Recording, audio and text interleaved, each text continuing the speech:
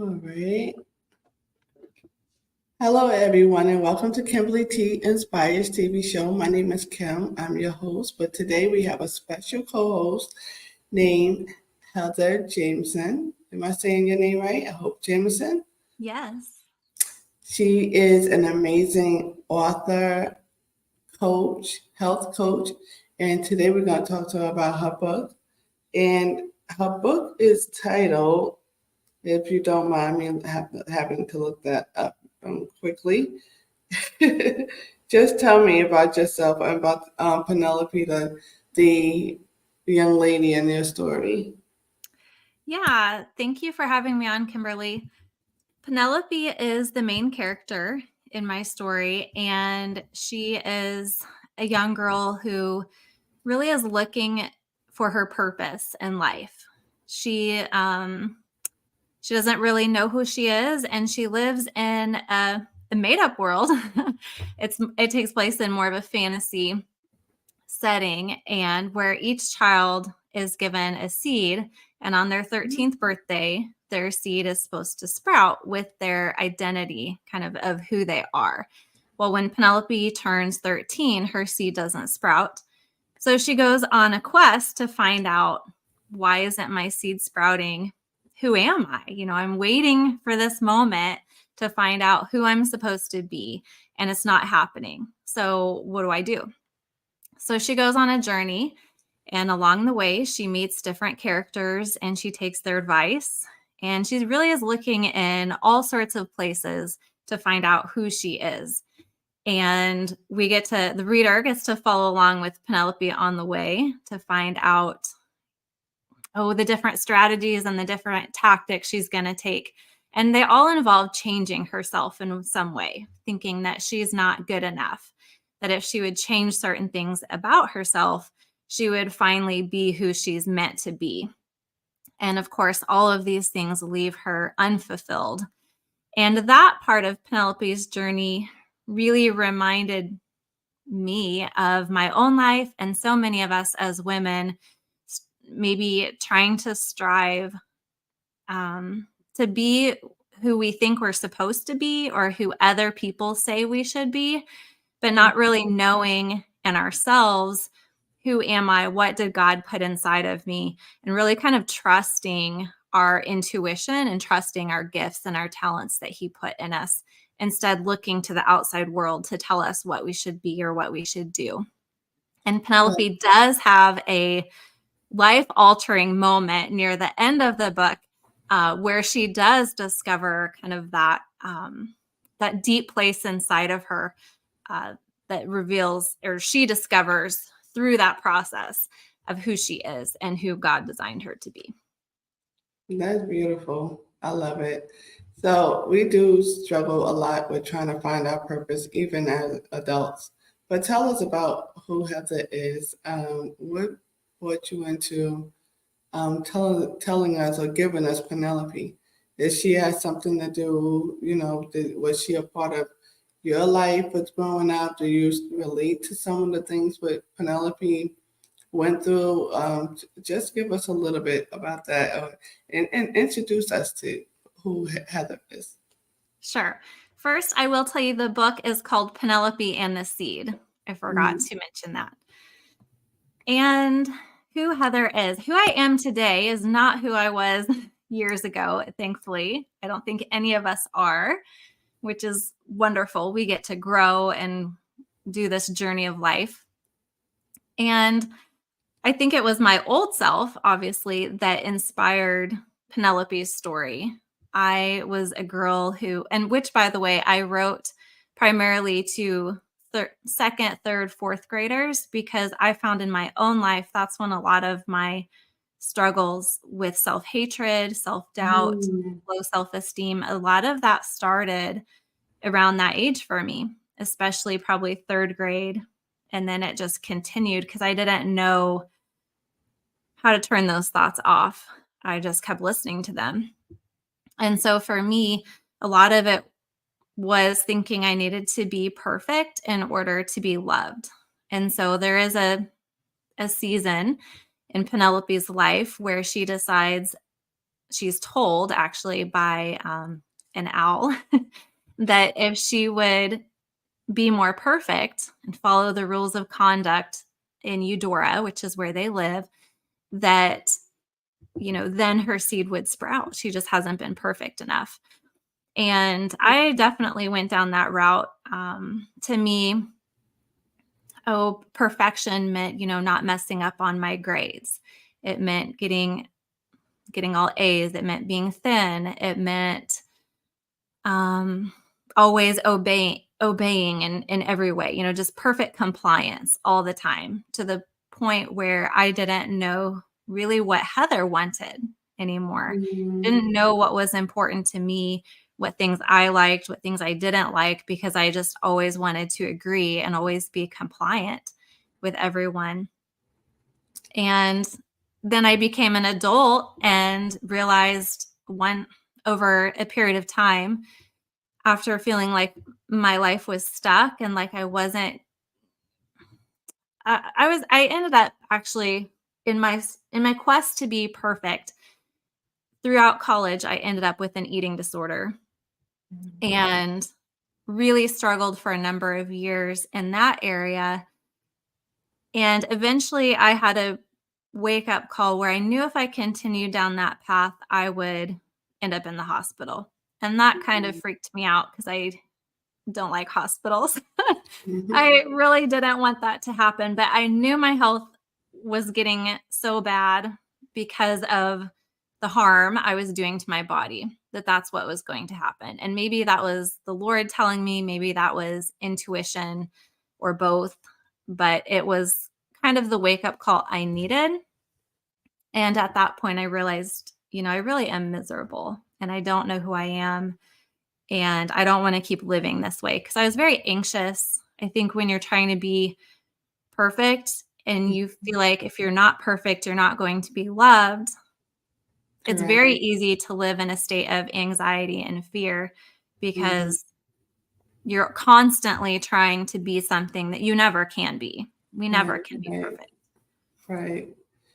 That's deep. That's really good, because I know in the world now where we moved from, at a time that you probably was going through this, social media wasn't as big as it is now. So now you're seeing all these so-called skinny women or these perfect women. I know you got your work cut out for you, because there's so many young girls looking at all these reels, these videos, and things of that nature. But what would you, Heather, now would tell that Heather at 13 about who she was, about self-love, about self-care? Like, how would you, what would be the advice that you would tell other young women, young girls, I should say, young teenagers, about self-awareness of who they are? Yeah, that's a really good question. I think there's definitely a piece where we have to get to know ourselves. And if we're always looking to social media or the outside to kind of tell us who we are, we won't ever discover it. The only way that we really discover who we are is by spending time with ourselves.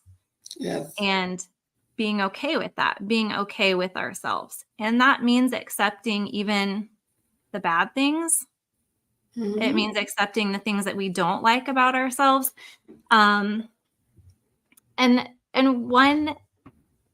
loving her anyways. I think no matter what age we are, whether we're 13, whether we're 40, somewhere in the middle, we can look at ourselves as that little girl.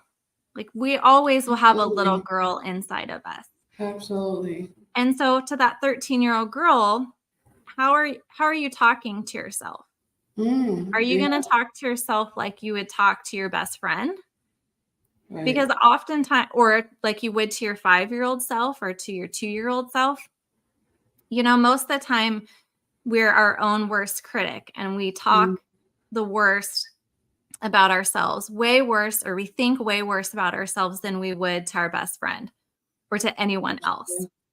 So if you Absolutely. can start talking to yourself like you would your best friend, then you can start to shift, because that does take time and that takes practice.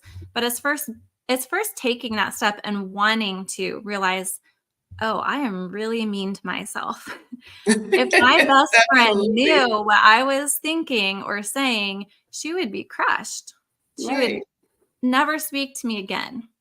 And Absolutely. so if we can all treat ourselves like that 2-year-old self, 5-year-old self, or the best friend, then I think that's a good starting point. And I wish I had known that when I was 13, because I was really mean to myself. And I never would have been mean to anyone else like that. People always told me, "Oh, you're so sweet. You're so nice. You're so kind." I was to everyone else, but not to That's myself. the I way was it is. terrible to myself. Yeah. Yeah. We don't show ourselves grace, but we will give it out to everybody else. We will show everybody else unconditional love. Um, Let me ask you something. Do you have a routine for Heather self-care? Like what do Heather do to unwind or to just to be self-aware of your emotions or what you're going through? Like, do you constantly keep going? Have you basically healed that part um, of Yeah. yourself? Do you feel like, of course you are my stronger because I see it here with all these topics because I want to ask you, it says, encountering God's heart, your signature topic. Um, Did you encounter God? How did you encounter God? Who helped you to see Heather the way that everybody else was here? You know. Yeah.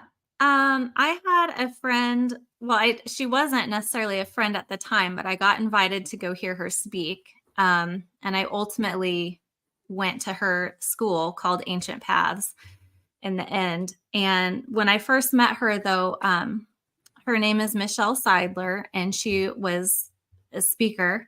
She's written a book as well, but at the time she was a speaker, and I got invited to go hear her. And she's the one who taught me the character and nature of Jesus. I grew up knowing about Jesus and knowing about God and knowing, oh, he's all loving and he loves me, and I knew all the right things, but it never translated from my head to my heart. Right. And Jesus came to make the Father known. That's what he did. And so when we look at the character and nature of Jesus, we can see what God is like, because everything Jesus did was to reveal the Father.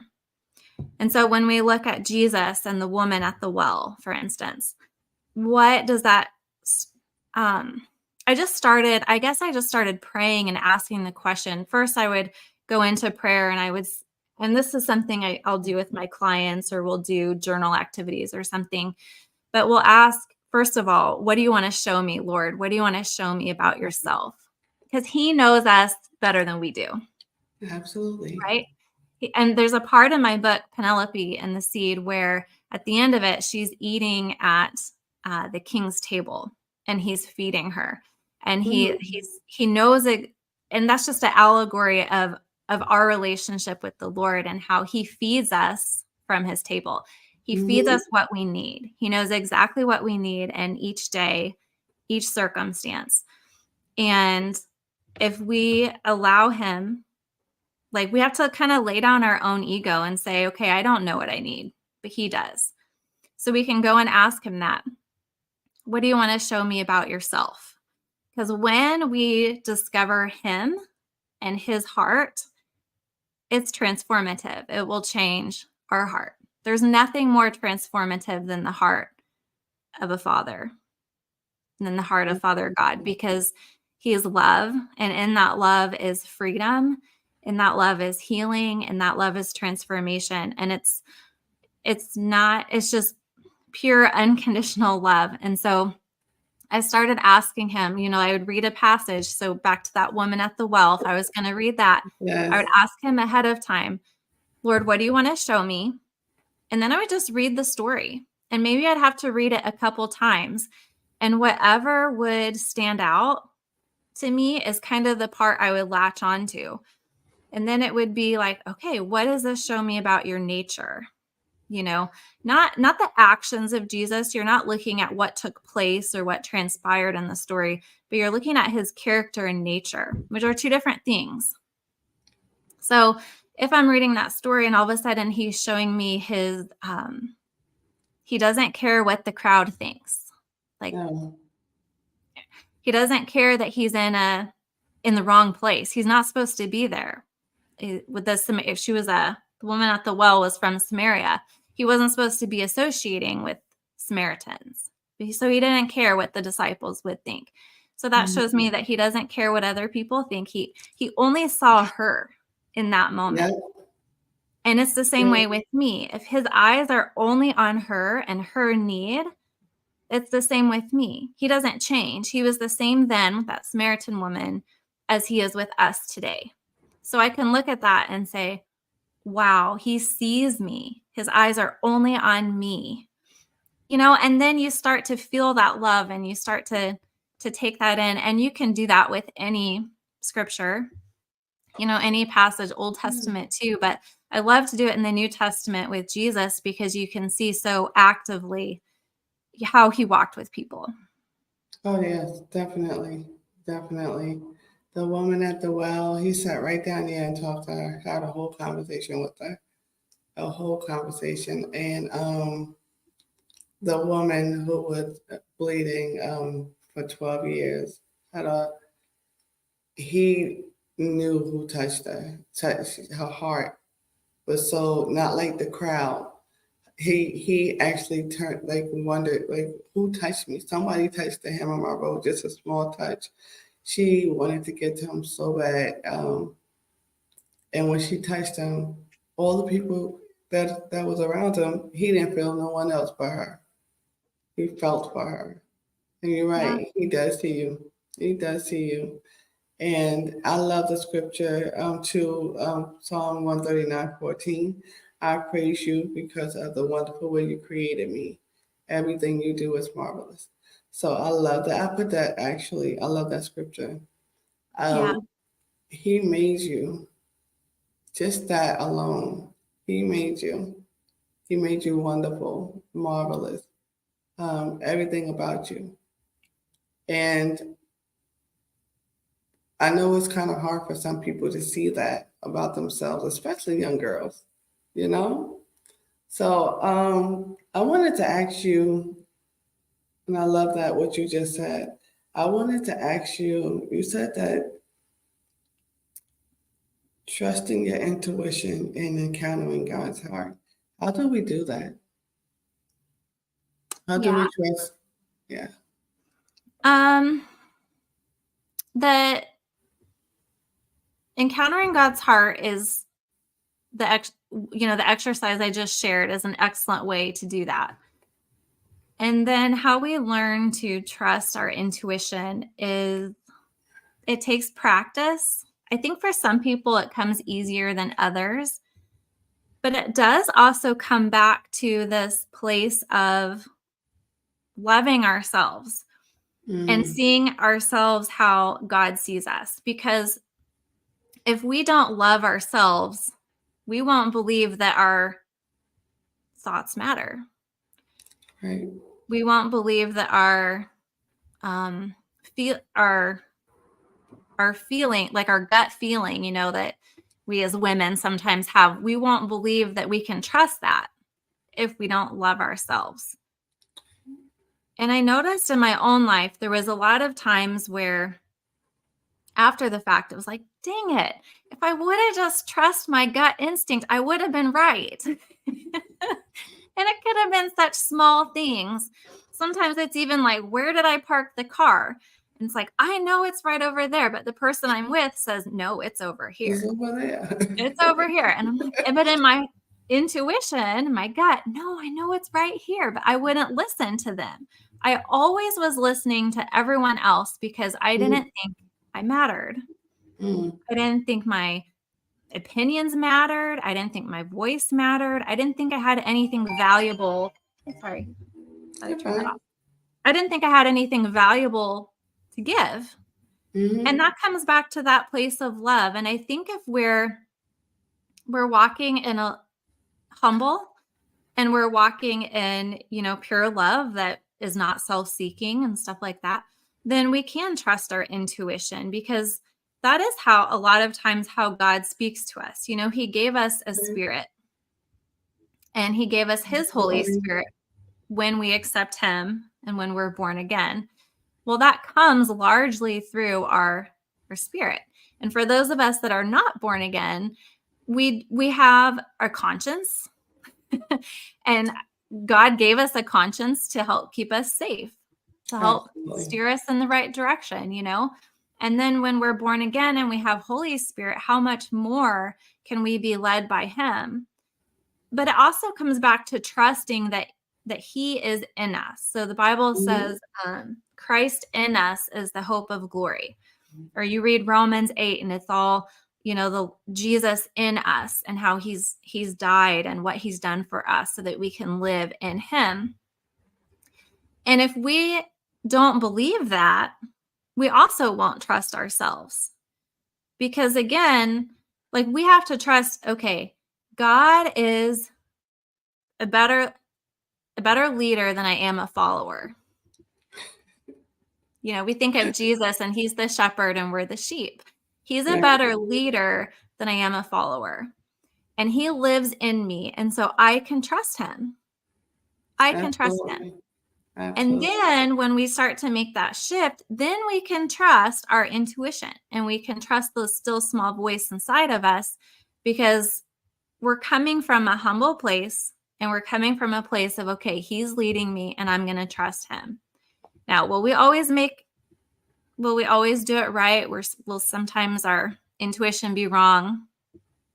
Yes, we're human.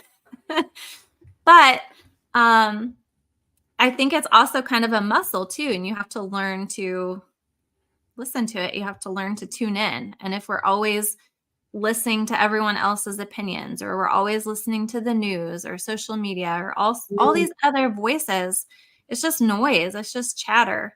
And if we're listening to all of that, we can't be aligned. We can't be centered with. Right. I agree. So with all the things that goes inside of us in our temple, we got to take care of our temple. That's very important. Especially when he gave it to us. He lives in us. You also talked about your relationship, having a healthy relationship with food, feeding your temple. I believe just more than just spiritual, but we also must have to have a healthy relationship with food. People will go on these exuberant, like these diets that will just basically bring you to near death sometimes. But how is it that we can have a healthy relationship with God and with food?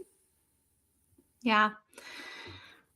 It all is so intertwined. We are body, soul, and spirit. And I don't think you can be just one and be healthy in the others. You can't. It's like a tripod. If you have a stool that has the 3 legs, and only one of them is missing, right? Yeah. 2 of them is missing. So you have to have all 3. My background was very messed up relationship with food. I feared almost all food because I thought it would make me fat. But then once I started to get better from, like, I had that problem, but I was also would binge too. So I kind of had 2 sides to the same coin. And as I started to walk out of that, so much of it was related to my unhappiness with myself. and eating my emotions Mm. or needing to control. It was a big control thing. Food became something Yep. I could control when a lot of life felt chaotic or out of my Mhm. control. That's right. So if you can kind of uncover the beliefs or mindsets, then this is where sometimes working with a coach or a therapist can be helpful if you're struggling yourself, or there's so many books and resources, that are wonderful. But if you can start to uncover some of the thoughts that might be leading you to either not eat or to eat too much, or, again, most of the time it has to do with an unhappiness of some sort. You're unhappy with yourself, you're unhappy with your job, you're unhappy with your relationships, with your spiritual life, you're feeling unloved, unworthy, all of these in health coaching school we call all of those things primary food. Like all those aspects of our life that are not food are primary food because they actually matter the most. And food and what we eat and how we treat food is usually the byproduct. So it's Mm. secondary food. So we think of, food is one of the most important things. We can't live without it. And that's true. We can't live without it. But usually our patterns with food are there because of an emotional root, an emotional cause or Mhm. belief system, or, those types of things. So when all of that starts to kind of get unpacked, you really can start getting a healthier relationship with food um, pretty quickly. And it's not something that happens overnight, but it's just that the incremental, day by day, little steps. We're all on a journey, and little steps add up to really big change. And you just take one day at a time. Well, that's good. Thank you for that. So, we're about to, 'cause, I know you have a lot to do. You're a very busy woman, so I want to honor that. Tell us about Heather, the health coach. Tell us how we can find you and how we can work with you, all the things so that and also your book as well. Okay. Thank you, Kimberly. So I'll start with my book. You can find that on Amazon. I'm sure it will be in the show notes, but Yes, you it's will. Mhm. Penelope and the Seed. And again, it's primarily for the young readers, but I love it because Penelope's story is true of all of Resonates. us, all Mhm. women. It speaks to my heart, even though it's written for younger girls. Oh, I'm going to get the book for myself. Thank you. And then yeah, as a health coach, I primarily am helping Christian women have a healthier relationship with themselves, with food, and with God, because that is, the where my heart is. That is the main thing. Usually within that, we focus on everyone usually has weight loss goals or sustainability goals. And so we're usually working on that as well. And within that, generally we're working on three main areas, those being cellular health, because that's foundational. If you don't have healthy cells, that's like the building block. We're made up of cells more than Mhm. anything. Trillions and trillions of cells. So if our cells aren't healthy, then we can't continue building a strong building. We want our temple to be strong and healthy. So the foundation of our health, anyways, of our physical body is going to be cellular health. So we usually work on that, and that usually is inflammation usually comes into play with that. Gut health is always comes into play with that too, as well as just whole body health. So usually those are kind of three other pillars that we tie into the body, soul, and spirit aspect. So very holistic, Mhm. um, I have group coaching programs, but I also have one-on-one coaching. So different, and also for anyone that is not, wanting to do coaching necessarily, I have a private Facebook group, Facebook community where I'm kind of new at that, so bear with me. I'm learning how to do that, and I have plans. We all trying to get it with this technology.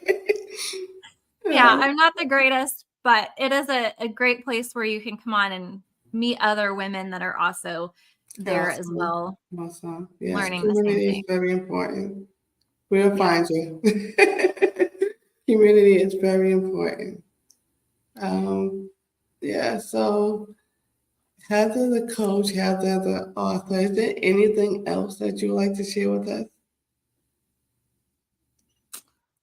Um, What do you do? What do you like to do in your free time? What is your Do you have like a special? Do you have a diet plan, or is there no diet with you teaching us, or is it just how to eat more healthier or eat smarter? Is there a diet? I mean, I know of course you want to cut out the fatty oils, and are you?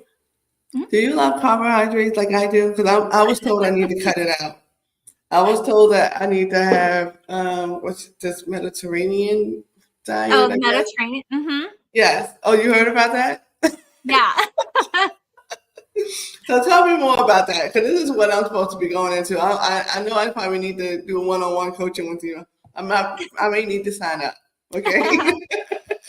And I do have free consultations too. Oh, So, good. and that's always a fun call to find out what a person's goals are, if we would be a good fit, um, and talk about questions you have and stuff like that too. But to answer your question, I don't I don't think there's just one diet for everyone.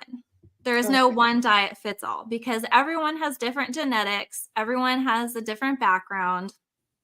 We all have different, we've got different blood types, different issues, different things. Within that, I do believe there are good, healthy principles Mhm. that benefit everyone. But I am not going to tout just one diet probably over another. I've did so many diets in the past and my goal is to help people get off the diet cycle and Well, just help yeah, people live a healthy that makes lifestyle that sense. they can attain. They feel like it's attainable, they feel like it's fun, they feel like it fits into their schedule and they feel good in their bodies. I want people to have more energy. I want them to feel stronger. I want them to be sleeping better. Now, there's certain foods that will make them sleep worse, give them less energy, so it's eliminating those things. So there is an element of elimination, and then you're adding in the good things. And I want people to get to that point where it becomes fun now because they feel so much better that they don't even want to have their old lifestyle back because they feel so much better. Now, Mediterranean diet is wonderful. It's really based on fresh fruits and vegetables, really healthy fats for you like avocados and nuts and olive oil. And those things are excellent for you, for your whole body, brain, heart, your cellular health, like we talked about, getting rid of inflammation. If you look at that came really popular because they were looking at blue zones, and those are areas in the world where people were living to 100 or more. And they were finding that one of those areas was the people who were in the Mediterranean climate. Mhm. They were eating a lot of those foods and they were living long, healthy lives without a lot of disease. And so when they look at, well, what were they eating? What was in their diet? It is a lot of those things. All that So to say, what that kind doesn't of mean you can't pizza? enjoy a piece of pizza sometimes. That's what I did. Just not all the time. Oh my gosh. Okay, so I know we probably shouldn't be calling out names. I love the Jono pizzas, the little personal ones. They are so good.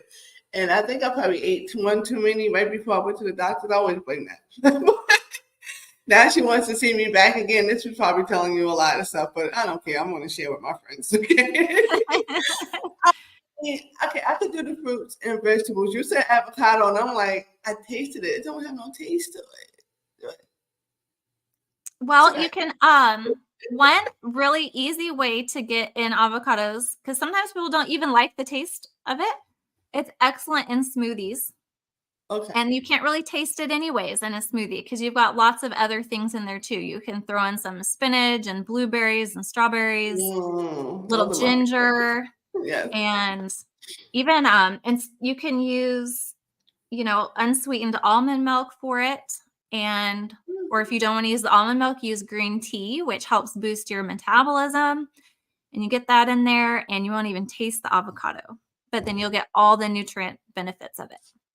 I am already said that you're gonna be my health coach now, okay? Because you're gonna have to help me along this Mediterranean path because I just don't. And well, you don't have to cook. Don't it just seems like all the food is not cooking like prepared. It sounds like it's all fruits and vegetables and nuts.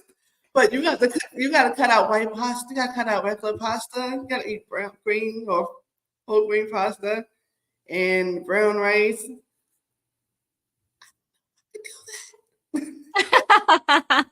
Well, and don't do it all at once either, Okay. because that's really tough. Do Okay. little by little. Okay. All right. I'll be calling you, Miss Heather. I know we're on a different time zone, but I'm gonna have to call you and be like, okay, what am I supposed to eat today? All right. I don't know what I'm supposed to eat. Okay, so yes, you and I are gonna connect definitely. I need you in my life, okay? Okay. I need you in my life. But with Mediterranean foods, I guess I'm a foodie too, because I'm like, all foods just sound delicious to me. Oh, I love food. Yeah. All food just sound delicious. So when my doctor said Mediterranean, I was like, ooh, what restaurant can I go to get some Mediterranean food? It's healthy to eat. But I don't think that's what she was thinking about that. I think she was thinking more me eating more fruits, vegetables, nuts, like you said, berries, and things of that nature. So I'm gonna get some more of those. Yeah. Well, and their diet is so high in omega-3 and polyphenols, which is, I could talk for a whole hour on omega-3 and polyphenols, and that would bore you. But if anyone wants to Google it and look it up, tons and tons of health benefits. And unfortunately, our standard American diet has really created a harmful system of inflammation in our bodies because we don't have enough of the omega-3 and polyphenols to get rid of inflammation. That's one reason Mediterranean diet is so good for you, is because it actually works to combat inflammation. Whereas a lot of foods we eat that are fried, or even canola oil, different oils like that and stuff, they create inflammation in our bodies. We want to have a little bit. We're designed to have just a little. But now what we're seeing in this pandemic of obesity and poor health, and even weakened immune systems and things like that, is because we don't have enough omega-3 and enough polyphenols to get rid of the inflammation. So then it gets chronic, turns chronic. And that's why we're seeing so many autoimmune conditions, Alzheimer's, dementia, MS, like so many different diseases are because there's too much inflammation. So that's a big part of what I do as well. What about things like alopecia? Because I have alopecia. Or alopecia is an autoimmune disease, and is it autoimmune? Mm-hmm. Okay. Yeah. So we have, I don't know anyone personally with alopecia to know what their testimony is. I have worked with people with autoimmune, and what we try to do is we can measure how much inflammation they have in their body with just a simple at-home blood test. You can, there might be a link down below in the show notes that has some of this with the blood test. And of course, call me with the consultation and we can talk about it. Yes, I definitely am. But it helps. I don't know if you're talking about me or them, but I'm definitely going to call you. Or anyone. But so what we would start with is measuring how much inflammation you have. And that would kind of give us a baseline. Most people with autoimmune, or just actually most people in America, so you want to have basically like a ratio of 1-to-1. So 1 anti-inflammatory to 1 pro-inflammatory marker.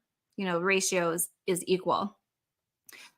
Most Americans on the standard American diet are 25 or higher to 1. Mm, Many of them are 50 or more. So that's like wow. 50 inflammatory.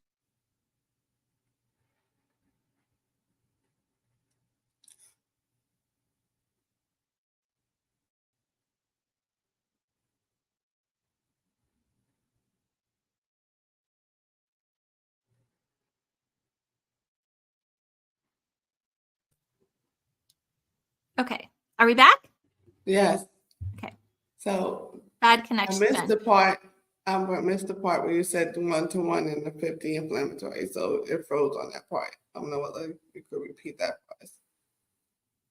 There are 50. Okay. What part did you miss? It froze when you was about to mention the 50% or the 50 inflammatories. Yeah. So someone who has 50 pro-inflammatory markers, 1 anti-inflammatory. So Mm-hmm. anti-inflammatory is omega-3. Pro-inflammatory Right. is, I think I have bad internet. It's okay. I think it's Okay. just getting tired of us right now. Yeah, I'm almost done. Maybe you sharing too much of your good stuff. That's why it's just like, no, don't talk.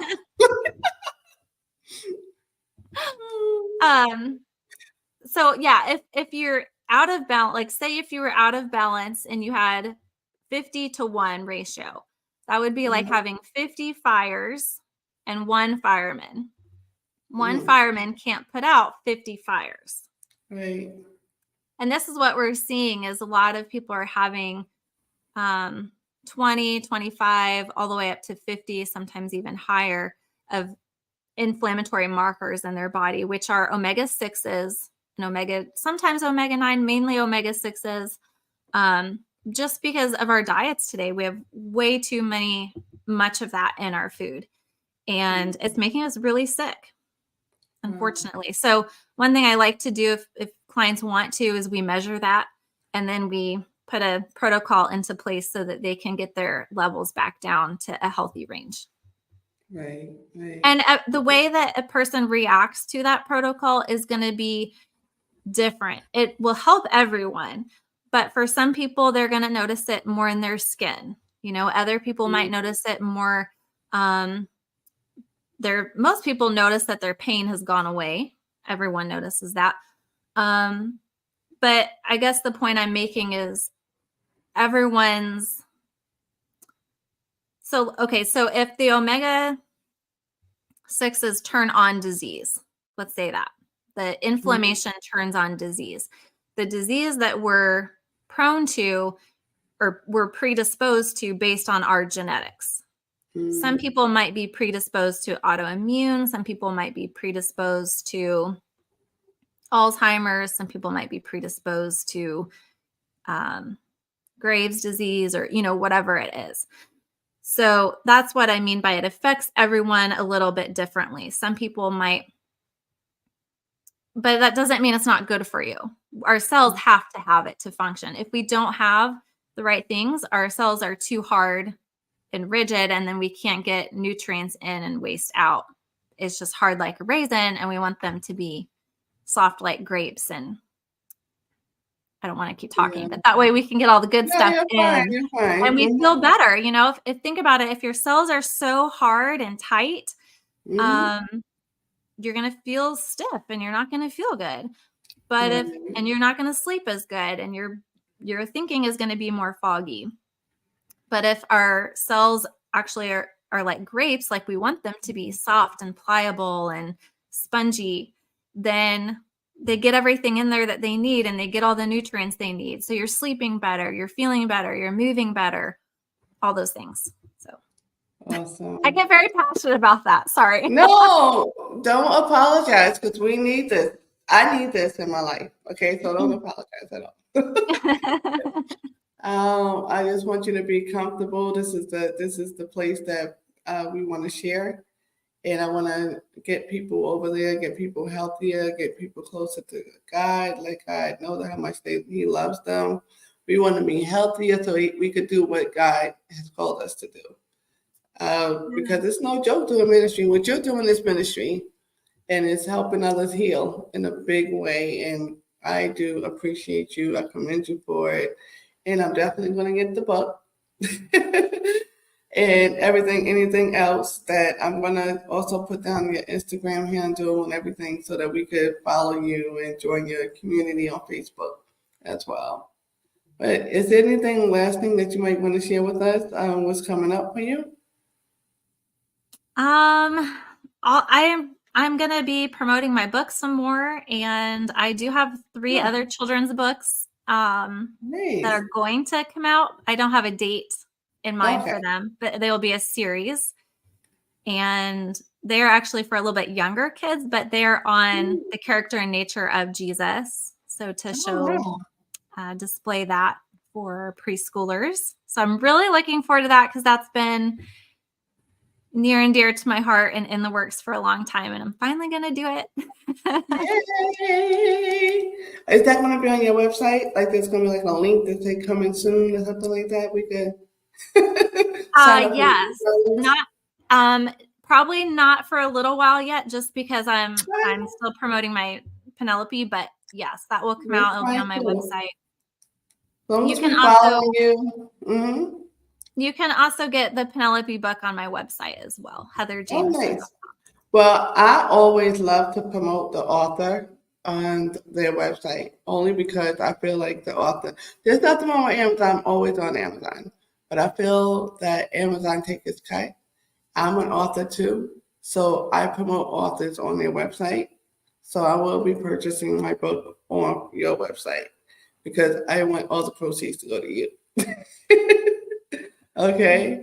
I do love Amazon. Amazon is great. However, that's my take on it as far as Yeah. Well, right now, full transparency, I just have it linked to Amazon. So it won't okay. matter. I do need to Okay. get it changed. But I'm still waiting on my shipment of books to come in. So Oh, as of okay. right now, it's my website is just linked to Amazon To because that's Amazon. what was Okay, quickest for okay. me at the time. Oh, okay. I thought you were shipping them out from your home too. Like, when you have to go mail them out and things like that. I don't Yeah. No, a mind. lot of authors do that though. So that's, yeah, Okay, really it's nice of fine. you to Either say. way. Either way. I just love to promote the author. Hurt the person not on Amazon. I mean, I promote on Amazon too, but Yeah. um, yeah, I want to say thank you. Thank you for joining. And I am going to close us out if there's nothing else that you want to share with your audience. But this will definitely be up tonight. So be looking out for this video. With Yeah, I my just want to say thank you, Kimberly. I really feel honored that you would have me here and I've enjoyed it. And thank you so much. thank you. Thank you. Give me 1 second.